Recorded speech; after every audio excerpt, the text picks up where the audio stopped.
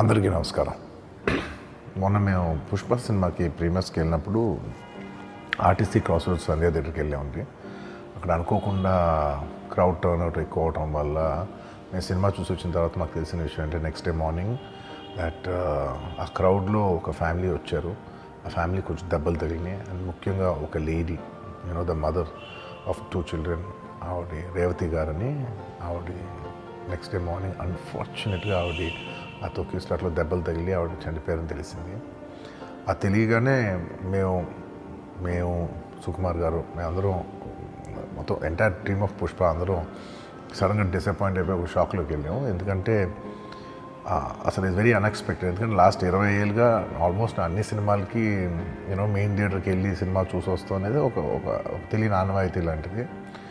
And ఇన్నేళ్ళుగా ఎప్పుడు జరగలేదు. సడన్గా ఇది జరిగేసరికి మేమందరం కూడా చాలా డిసప్పాయింట్ అయ్యి చాలా షాక్లో